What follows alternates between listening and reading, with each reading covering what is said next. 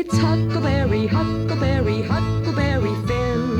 Huckleberry, Huckleberry, Huckleberry Finn. Getting into trouble as if trouble were his friend. It's Huckleberry, Huckleberry, Huckleberry Finn.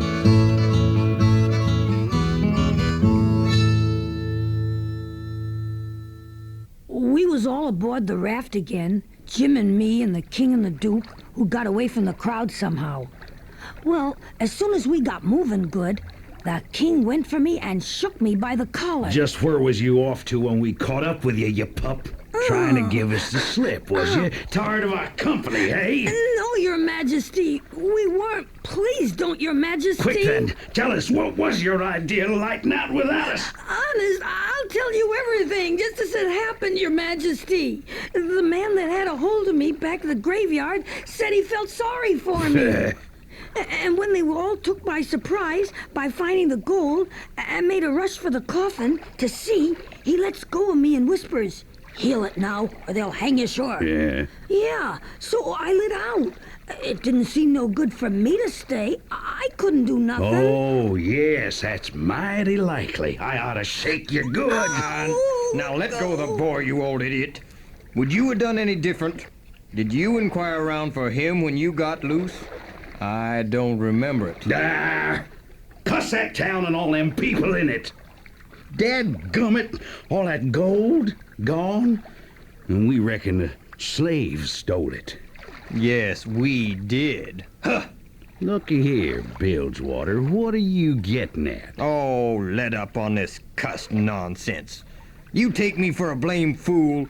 Don't you reckon I know who hid that money in the coffin? Of course you know, 'cause you done it yourself. It's a lie, you old snake! Take your hands off of me, You own up first that you did hide that money. There, plotting to go back and dig it up and have it all to yourself. Wait just a minute, Duke. If you didn't put the money there, say it, and I'll believe you. And I'll take back everything I said. You old scoundrel, I didn't. And you know I didn't. There now. Well then, I believe you. Now, don't get mad, but didn't you have it in your mind to hook the money and hide it? Well, maybe I did, but I didn't do it anyway. You not only had it in mind to do it, but you done it. But I tell you, I didn't. I won't say I weren't gonna do it, because I was, but well, I mean, somebody got in ahead of me. It's a lie. You took it. Now you admit it. Enough. I own up. I was glad to hear him say that, you bet. Oh, it made me feel much easier than what I was feeling before. I thought sure they was going to start in on me about the money. Well, they moaned and argued about who was to blame for the whole mess. And finally, the King sneaked into the wigwam and took his bottle for comfort. And before long, the Duke tackled his jug. And so, in about half an hour, they was as thick as thieves again. They both got powerful mellow. And when they got to snoring, Jim and me had a long talk. And I told him everything. We dasn't stop again at any town for days and days. But finally, the King and Duke tackled missionarying and doctoring and telling fortunes and a little of everything. But they couldn't seem to have no luck. One day, they got their heads together in the wigwam, talking low and confidential. And Jim and me got uneasy. We decided if we ever got the least chance, we'd give 'em the cold shake and clear out and leave 'em behind, before they got us into more trouble. This here village is Pikesville, Bilgewater. I'll go nose around town and see if anybody's got wind of the Royal Nonsuch. Okay, I'll wait here. If I ain't back by midday, you bring the boy and you come along. Well, the Duke was surly and ornery, and I knew something was a brewin' sure. When noon came, me and the Duke went up to the village. I was looking for a chance to skip out and get back to Jim, so's we could finally cut loose of those rascals. Well, we found the King in the back room of an old tavern, pretty tight, and a lot of loafers bully-ragging him for sport. Well, the Duke and King got sassing back and forth, So I lit out and spun down the river road like a deer. I got down there all out of breath, but loaded up with joy and sung out, "Set her loose, Jim! We're all right now!" Jim? Jim! Jim! But it warn't no use. Old Jim was gone. Then I sat down and cried. I couldn't help it. Well, I started up along the road, trying to think of what to do, and I run across a girl walking along. Say, you seen a strange slave around here? Sure did. Whereabouts? Down to Silas Phelps's place, 2 miles below here. He's a runaway slave, but they got him. Was you looking for him? You bet I ain't. I saw him in the woods, and he scared me near to death. Well, you needn't be afeard no more, 'cause they got him. He run off from down south somewheres. There's $200 reward on him. Well, who captured him? It was an old fella, a stranger, and he sold his chance in him for $40, 'cause he said he's got to go up the river and he can't wait for the full reward. Boy, you bet I'd wait if it was 7 years. Well, I went back to the raft and sat down in the wigwam to think. Now I knowed the king had sold Jim using them fake handbills they'd printed up about Jim so's we could travel days. After all this long journey, and after all we'd done for them scoundrels, they could serve Jim such a trick as that, and make him a slave again for life, and among strangers, too, for $40 dirty dollars. The more I studied about the trouble we was in, the more my conscience went to grinding me and reminding me how low down a boy I was. You shouldn't have been helping that runaway slave in the first place. Well, I was brung up wicked, so I wasn't so much to blame. There was the Sunday school. You could have gone to it. Well, yes, but now it's going to get around that Huck Finn helped a slave to get his freedom. Leastways, he tried to. But Jim has been my best friend. I don't care. Now you go and write a letter to Miss Watson and tell her where her runaway slave is. Well, I done it for my conscience. But then I got to thinking over our trip downriver. And I see Jim for me all the time, in the day and in the nighttime. Sometimes moonlight, sometimes storms, and we a floating along, talking and singing and laughing. Somehow, I couldn't seem to strike no place to harden me against him, but only the other kind. And then I happened to look around and see that letter. Now, you go and mail that letter to Miss Watson and report that runaway slave. Remember about the bad place. All right, then. I'll go to the bad place. Oh. Well, for a starter, I decided to go to work and steal Jim out of slavery again. I couldn't see no sense in one man owning another. Well, I took the raft out and landed on an island and hid it good.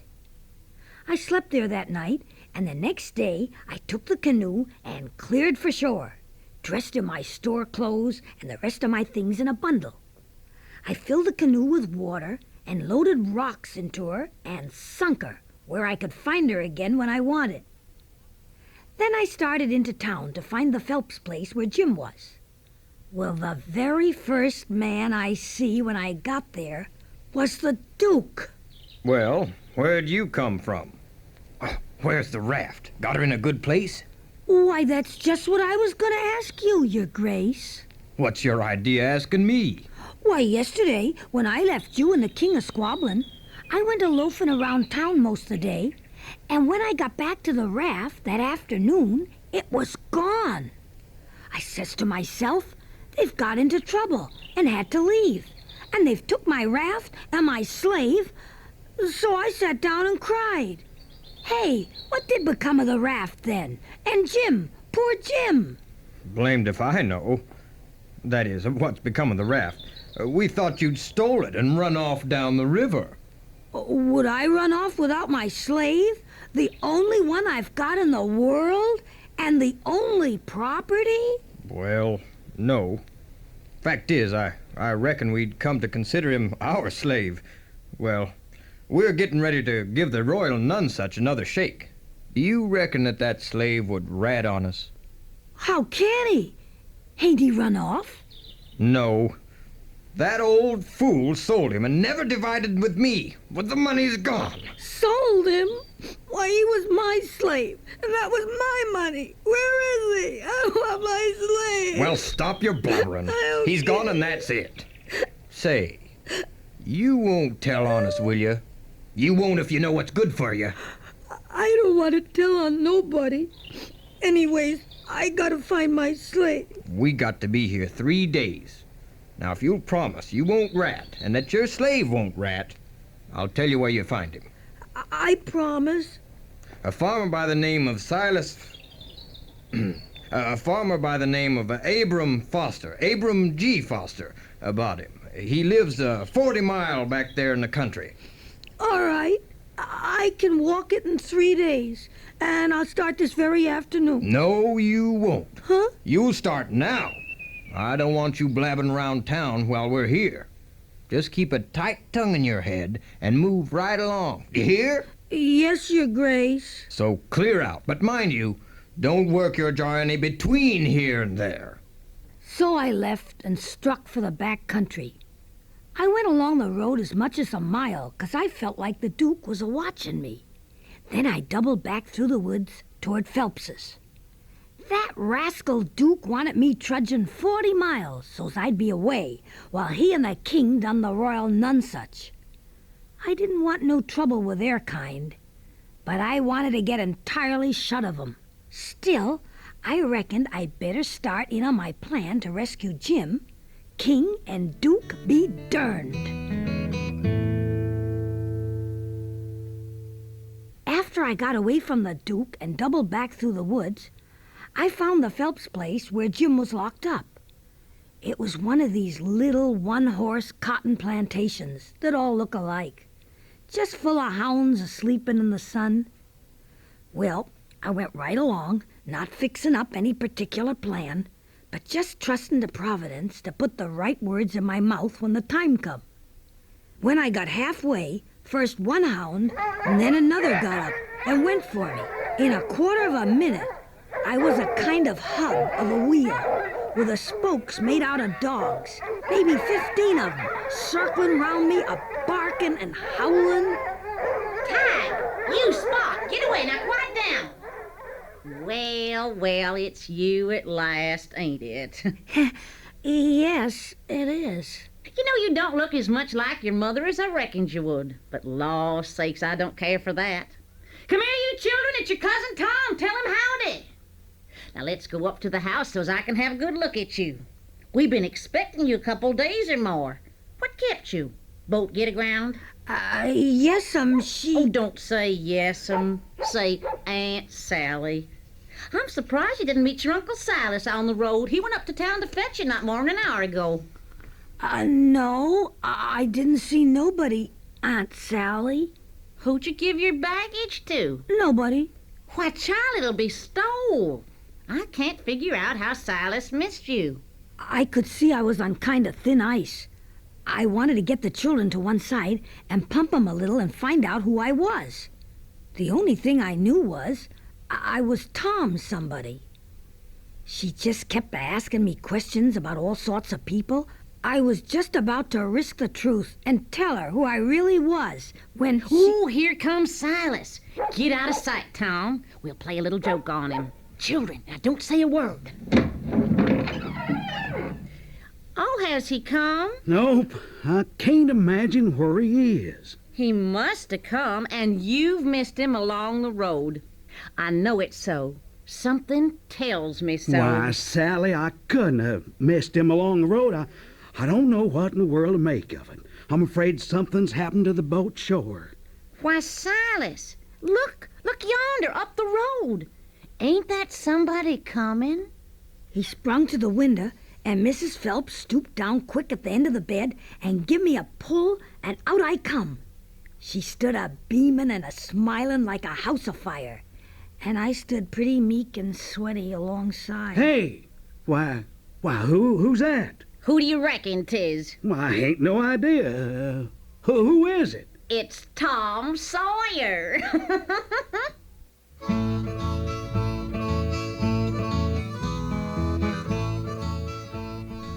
So they took me for Tom Sawyer. By jingle, I most slumped through the floor. But there warn't time to swap knives. The old man grabbed me and hugged me and welcomed me, and both of 'em fired off questions about the whole family. But if they was joyful, it warn't nothing to what I was. It was like being born again.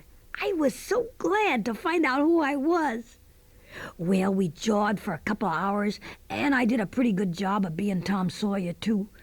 But then I got to thinking, what if Tom should come on the next boat and see me and sing out my name before I could throw him a wink to keep quiet? Wow, so I told the folks I reckoned I'd go up to the town and fetch down my baggage. I took the wagon. Before I was halfway, sure enough, here comes Tom Sawyer. So I waited till he come along.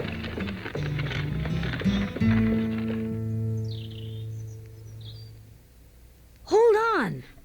I ain't never done you no harm, Huck Finn. You know that. So what do you want to come back and haunt me for? I ain't come back. I ain't been gone. Now, don't joke with me, Huck. Honest, you ain't a ghost? Do I look like a ghost? Ha! I've been eating regular. Looky here.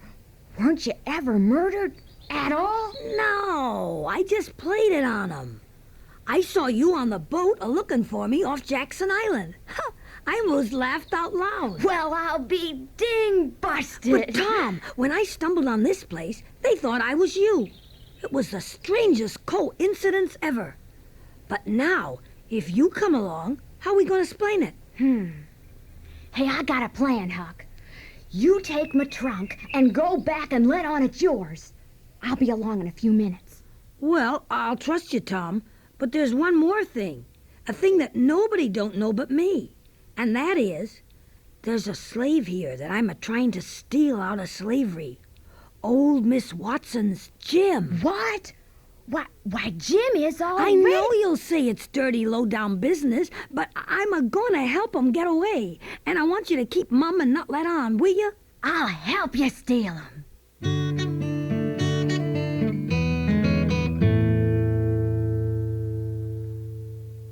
I'm bound to say Tom Sawyer felt considerable in my estimation. I just couldn't believe it. Tom Sawyer, a slave stealer. I went back to the Phelps with Tom's trunk and waited to see what would happen. Pretty soon, Aunt Sally looks out the window. Why, there's somebody come. I wonder who 'tis. Looks like a stranger. Put another plate on for dinner, Liza. Looks like a boy. Let him in, Jimmy. Is this where Archibald Nicholas lives? No, my boy, but come in anyway. No, I better rush along. I do wonder how I got the wrong place. Come right in and make yourself at home. I've already told him to put another plate on for dinner. Well, Tom, he run on and on, making up a yarn for his Aunt Sally and Uncle Silas. And they are swallowing it whole hog, and not recognizing him since they hadn't seen him since he was a baby. And a-thinking I was Tom. He was always one for fooling people, and fooling 'em with style. Well, finally he reached over and kissed his Aunt Sally just like she was expecting it. Why, you audacious puppy. What do you mean by kissing me? Oh, well, I didn't mean nothing, ma'am. I thought you'd like it. Well, you're a born fool then. What made you think I'd like it? Well, I don't know. Only they told me you would. Whoever told you's another lunatic. Who's they? Why, everybody. They all said so, ma'am. But I'm sorry, ma'am, and I won't do it no more, honest. Well, I should reckon you won't. I won't ever do it again, till you ask me. Till I ask you. Why, I lay you'll be the Methuselah numbskull of creation before I ask you. Didn't you think she'd like me to kiss her, Mr. Phelps? No, I believe I didn't. Well, Tom went on with his fooling, and then he turns to me and calls me Tom. Tom, didn't you think Aunt Sally would open out her arms and say, Sid Sawyer? Why, Sid, you impudent young rascal to fool a body so. Oh, we weren't looking for you, too, but only Tom here. Well, now they thought I was Tom, and Tom was Sid, Tom's older brother. And Aunt Sally went for him and was gonna hug him. But Tom, he pushed her off. Oh, no, don't expect me to kiss you again. Not until you ask me. Oh, well, a minute ago I didn't think I would when you up and kissed me. But I'm asking you now. Give your aunt a big hug and a kiss, you rascal. Why, we're mighty happy to have both of you boys. You sure did fool us. Just expecting one as we was. Well, Tom and me, we carried it off first rate, pretending to be brothers. We had a big dinner that night, and there was things enough on that table for 7 families, and all hot, too. None of your flabby, tough meat that tastes like a hunk of old cold cannibal. Uncle Silas, he asked a pretty long blessing over it, but it was worth it, and it didn't cool the food a bit neither, the way I seen them kind of interruptions do lots of times. Well, after supper, one of the boys asked his pa if we could go uptown to the show, meaning the Royal Nonsuch. Nope, I reckon there ain't gonna be any. Oh, how come, Uncle Silas? Well, that runaway slave, he told me and my neighbor all about that scandalous show. My neighbor went off to tell the people, so I reckon they drove them loafers out of town by now. Well, coming down the road was a raging rush of people with torches, making a tremendous racket. Then I see the king and duke a-straddle of a rail. That is, I knowed it was the king and the duke, though they was all over tar and feathers, and didn't look like nothing in the world that was human. Just looked like a couple of monstrous, sick ostriches. It made me sick to see it, and I was kind of sorry for them poor, pitiful rascals, even if they had been awful mean to poor Jim. But it seemed like I couldn't ever feel any hardness against them anymore. It was a dreadful thing to see them now. Human beings can be awful cruel to one another.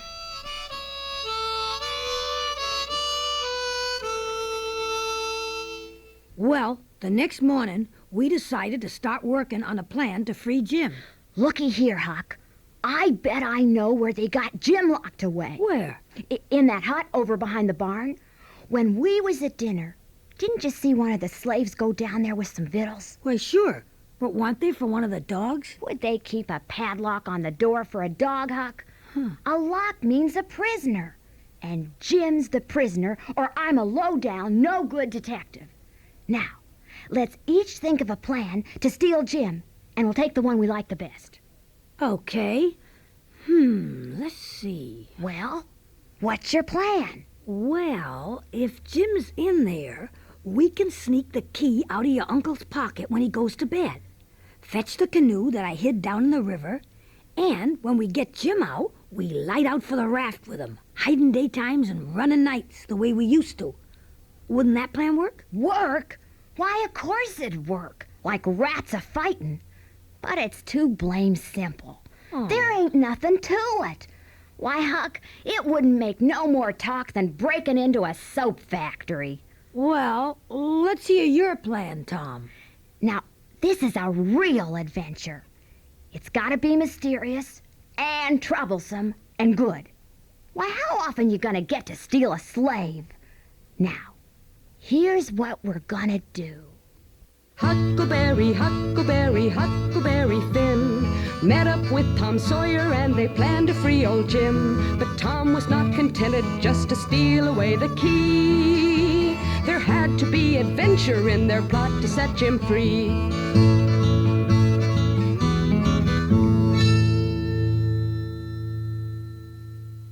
He told me his plan, and I see in a minute it was worth 15 of mine for style, and it'd make Jim just as free a man as mine would, and maybe get us all killed besides.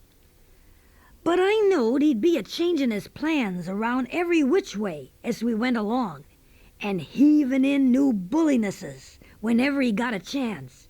That was just Tom Sawyer's way. Finally, we sneaked down to nose around the hut. We gotta figure out a way to get Jim out of there in style. Here's the ticket. This hole's big enough for Jim to get through if we wrench off the board. Why, it's as easy as playing hooky. I should hope we can find a way that's a little more complicated than that, Huck Finn. We could saw him out, the way I done before I was murdered that time in the cabin. That's more like it. We can find a way that's twice as long. There ain't no hurry. I know. We'll dig 'em out. Why, it'll take weeks. Well, the next day we asked the slave that was a-feeding Jim if we could go with him and take the prisoner his food. He let us, and when Jim saw us, he could hardly keep it to himself. Why, Huck. Shh. Don't let Anya know us, Jim. And good land, ain't that Mr. Tom? Don't ever let on you know us, Jim. And if you hear any digging going on at nights, it's only us. We're gonna set you free.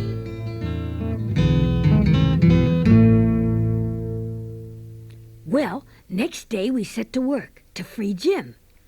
But Tom Sawyer weren't happy. Blame it, Huck. This whole thing is just as easy and as awkward as it can be. And so it makes it rotten difficult to get up a difficult plan. There ain't no watchman to be drugged. Now there ought to be a watchman. But Jim's chained to the leg of the bed. Yeah, but all you gotta do is to lift up the bedstead and slip off the chain. Why, drat it, Huck, it's the stupidest arrangement I ever see. We got to invent all the difficulties. Now, how should we make a saw? What do you want to make a saw for? What do we want a saw for? Ain't we got to saw the leg of Jim's bed off so's he can get the chain loose? Why, you just said a body could lift up the bed and slip the chain off the leg. Well, if that ain't just like you, Huck Finn. Huh? Who ever heard of getting a prisoner loose in such an old matey way as that? No, we gotta saw the bed leg in two, and then swallow the sawdust so it can't be found. Yuck! I wish there was a moat to this cabin.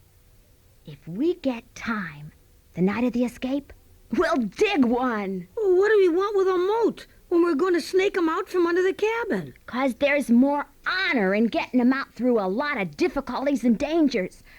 Now we gotta smuggle Jim a ladder. A ladder? We can tear up our sheets and make him a rope ladder easy. Then we can send it to him in a pie. It's mostly done that way. I've had worse pies, but hang it, Tom Sawyer, Jim ain't got no use for a rope ladder. He has got use for it. Oh. All prisoners do. He's gotta have a rope ladder. Well, what in the tarnation can he do with it? Do with it? He can hide it in his bed, can't he? And suppose he don't use it? Well, ain't it there in his bed for a clue after he's gone? Well, all right. But we better borrow a sheet off the clothesline instead of using our own. Yeah. Borrow a shirt, too. Well, what do you want with a shirt? Want it for Jim to keep a journal on. Journal your granny. Jim can't write. Suppose he can't write. He can make marks on the shirt, can't he? Sometimes prisoners write mysterious messages on the bottom of a tin plate with a fork and throw it out of the window. Well, Jim ain't got no tin plates. We can get him some. But nobody'll be able to read the note. That ain't got anything to do with it.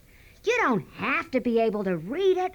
Why, half the time you can't read anything a prisoner writes on a tin plate or anywhere else. Well, then, what's the sense in wasting the plates? Why, blame it all, Huck. It ain't the prisoner's plate. But it's somebody's plates, ain't it? What does the prisoner care whose plates they are?